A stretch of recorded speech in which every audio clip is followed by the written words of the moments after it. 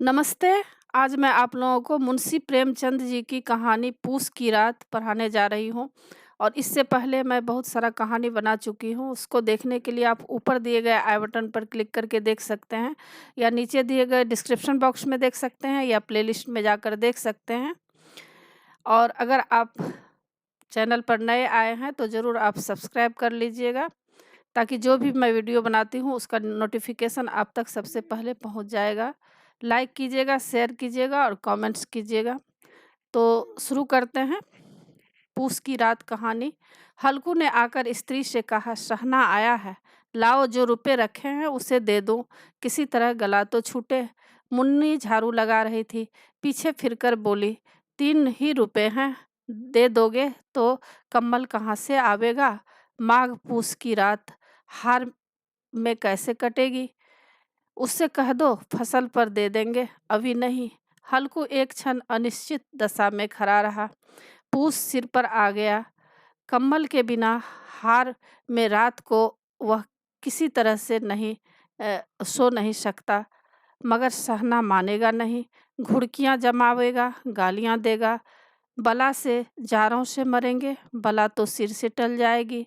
यह सोचता हुआ वह अपना भारी भरकम डील लिए हुए जो उसके नाम को झूठ सिद्ध करता था स्त्री के समीप आ गया और खुशामद करके बोला, दे दे, गला तो छूटे, कम्बल के लिए कोई दूसरा उपाय सोचूंगा।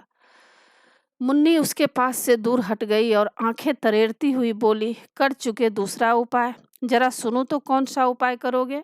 कोई खैरात दे देगा कम्बल? न जाने कितनी बाकी है जो किसी तरह चुकने ही नहीं आती। मैं कहती हूँ, तुम क्यों नहीं खेती छोड़ देते? मर मर कर काम करो, उपज हो तो बाकी दे दो। चलो छुट्टी हुई, बाकी चुकाने के लिए ही तो हमारा जन्म हुआ है। पेट के लिए मजूरी करो, ऐसी खेती से बाज आए। मैं रुपए न दूंगी, न दूंगी। हल्कू उदास होकर बोला, तो क्या गाली खाऊं? मुन्नी ने तड़प कर कहा, गाली क्यों देगा? क्या उसका राज है? मगर यह कहने के साथ ही उसकी तनी हुई भौहें ढीली पड़ गई। हल्कू के उस वाक्य में जो कठोर सत्य था वह मानो एक भीषण जंतु की भांति उसे घूर रहा था। उसने जाकर आले पर से रुपए निकाले और लाकर हल्कू के हाथ पर रख दिए। फिर बोली, तुम छोड़ दो अब की से खेती। मजूरी में सुख से एक रोटी तो खाने को मिलेगी, किसी की धौंस तो न रहेगी। अच्छी खेती है, मजूरी करके लाओ, वह भी उसी में झोंक दो।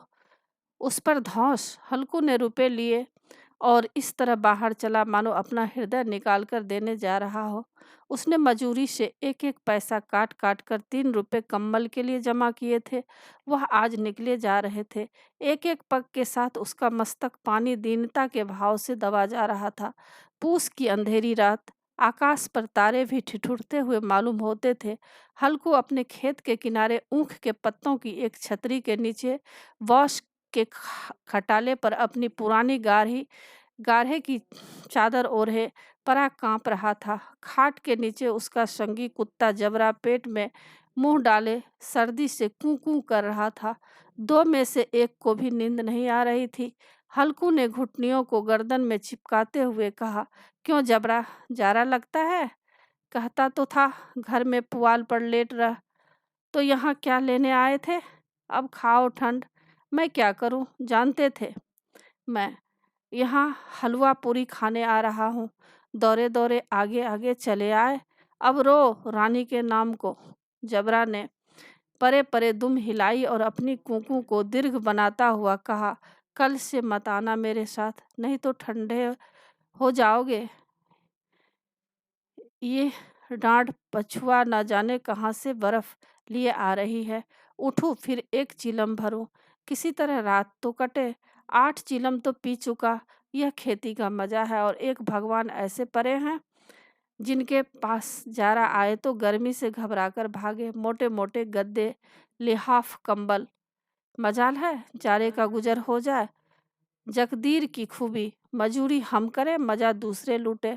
हल्कू उठा, गड्ढे में से जरा सी आग निकालकर चिलम भरी। जबरा भी उठ बैठा। हल्कू ने चिलम पीते हुए कहा, पिएगा चिलम? जरा तो क्या जाता है, हाँ जरा मन बदल जाता है। जबरा ने उनके मुंह की ओर प्रेम से छलकती हुई आंखों से देखा। हल्कू आज और जारा खा ले, कल से मैं यहाँ पुआल बिछा दूँगा, उसी में घुसकर बैठना, तब जाराना लगेगा। जबरा ने अपने पंजों उसकी घुटनियों पर रख दिए और उसके मुँह के पास अपना मुँह ले गया। हल्कू को उसकी गर्म साँस लगी। चिलम पीकर हल्कू फिर लेटा और निश्चय करके लेटा कि चाहे कुछ भी हो, अब की सो जाऊँगा। पर एक ही क्षण में उसके हृदय में कंपन होने लगा। कभी इस करवट लेटता, कभी उस करवट, पर जारा किसी पिशाच की भाँति उसकी छाती को दबाए हुए था। जब किसी तरह न रहा गया, उसने जबरा को धीरे से उठाया और उसके सिर को थपथपाकर उसे अपनी गोद में सुला लिया। कुत्ते की देह से जाने कैसी दुर्गंध आ रही थी, पर वह उसे अपनी गोद में चिपटाए हुए ऐसे सुख का अनुभव कर रहा था जो इधर महीनों से उसे न मिला था। जबरा शायद यह समझ रहा था कि स्वर्ग यही है, और हल्कू की पवित्र आत्मा में तो उस कुत्ते के प्रति घृणा की गंध तक न थी। अपने किसी अभिन्न मित्र या भाई को भी वह इतनी ही तत्परता से गले लगाता। वह अपनी दीनता से आहत न था, जिसने आज उसे इस दशा को पहुंचा दिया। नहीं, इस अनोखी मैत्री ने जैसे उसकी आत्मा के सब द्वार खोल दिए थे और उनका एक एक अणु प्रकाश से चमक रहा था। सहसा जबरा ने किसी जानवर की आहट पाई। इस विशेष आत्मीयता ने उसमें एक नई स्फूर्ति पैदा कर रही थी, जो हवा के ठंडे झोंकों को तुच्छ समझती थी। वह झपट कर उठा और छपरी से बाहर आकर भूंकने लगा। हल्कू ने उसे कई बार चुमकार कर बुलाया, पर वह उसके पास न आया। हार में चारों तरफ दौड़ दौड़ कर भूंकता रहा। एक क्षण के लिए आ भी जाता तो तुरंत ही फिर दौड़ता। कर्तव्य उसके हृदय में अरमान की भांति ही उछल रहा था। 1 घंटा और गुजर गया। रात ने शीत को हवा से धधकाना शुरू किया। हल्कू उठ बैठा और दोनों घुटनों को छाती से मिलाकर सिर को उसमें छिपा लिया। फिर भी ठंड कम न हुई। ऐसा जान पड़ता था सारा रक्त जम गया हो, धमनियों में रक्त की जगह हिम बह रही है। उसने झुककर आकाश की ओर देखा। अभी कितनी रात बाकी है? सप्तर्षि अभी आकाश में आधे भी नहीं चढ़े। ऊपर आ जाएंगे तब कहीं सवेरा होगा। अभी पहर से ऊपर रात है। हल्कू के खेत से कोई एक गोली के टप्पे पर आमों का एक बाग था। पतझड़ शुरू हो गई थी। बाग में पत्तियों को ढेर लगा हुआ था। हल्कू ने सोच चलकर पत्तियों बटूरू और उन्हें जलाकर खूब तापूं। रात को कोई मुझे पत्तियों बटोरते देख तो समझे कोई भूत है, कौन जाने कोई जानवर ही छिपा बैठा हो, मगर अब तो बैठे नहीं रहा जाता। उसने पास के अरहर के खेत में जाकर कई पौधे उखाड़ लिए और उनका एक झाड़ बनाकर हाथ में सुलगाता हुआ उपला लिए बगीचे की तरफ चला। जबरा ने उसे आते देखा, पास आया और दुम हिलाने लगा। हल्कू ने कहा, अब तो नहीं रहा जाता जबरू, चलो बगीचे में पत्तियां बटोर कर तापे, टाटे हो जाएंगे तो फिर आकर सोएंगे, अभी तो बहुत रात है। जबरा ने कूकू करे सहमति प्रकट की और आगे बगीचे की ओर चला। बगीचे में खूब अंधेरा छाया हुआ था और अंधकार में निर्दय पवन पत्तियों को कुचलता हुआ चला जाता था। वृक्षों से ओस की बूंदें टप टप नीचे टपक रही थी। एकाएक एक झोंका मेहंदी के फूलों की खुशबू लिए हुए आया। हल्कू ने कहा, कैसी अच्छी महक आई है जबरू, तुम्हारी नाक में भी तो सुगंध आ रही है। जबरा को कहीं जमीन पर एक हड्डी पड़ी मिल गई थी, उसे चिंचोर रहा था। हल्कू ने आग जमीन पर रख दी और पत्तियां बटारने लगा। जरा देर में पत्तियों का ढेर लग गया। हाथ ठिठुरे जाते थे, नंगे पांव गले जाते थे और वह पत्तियों का पहाड़ खड़ा कर रहा था। इसी अलाव में वह ठंड को जलाकर भस्म कर देगा। थोड़ी देर में अलावा जल उठा। उसकी लौ ऊपर वाले वृक्ष की पत्तियों को छू छू कर भागने लगी। उस अस्थिर प्रकाश में बगीचे के विशाल वृक्ष ऐसे मालूम होते थे मानो उस अथाह अंधकार को अपने सिरों पर संभाले हुए हों। अंधकार के उस अनंत सागर में यह प्रकाश एक नौका के समान हिलता मचलता हुआ जान पड़ता था। हल्कू अलाव के सामने बैठा आग ताप रहा था। एक क्षण में उसने दोहर उतार कर बगल में दबा ली, दोनों पांव फैला दिए मानो ठंड को ललकार रहा हो। तेरे जी में आए सोकर ठंड की असीम शक्ति पर विजय पाकर वह विजय गर्व को हृदय में छिपा न सकता था। उसने जबरा से कहा, क्यों जब्बर, अब ठंड नहीं लग रही है? जब्बर ने कूं-कूं करके मानो कहा, अब क्या ठंड लगती ही रहेगी, पहले से यह उपाय न सूझा? नहीं, इतनी ठंड क्यों खाते? जब्बर ने पूंछ हिलाई। अच्छा आओ, इस अलाव को कूदकर पार करें, देखें कौन निकल जाता है। अगर जल गए बचा तो मैं दवा न करूँगा। जब्बर ने उस अग्नि राशि की ओर कातर नेत्रों से देखा। मुन्नी ने कल न कह देना नहीं लड़ाई करेगी। यह कहता हुआ वह उछला और उस अलाव के ऊपर से साफ निकल गया। पैरों में जरा लपट लगी, पर वह कोई बात न थी। जबरा आग के गिर्द घूमकर उसके पास आ खड़ा हुआ।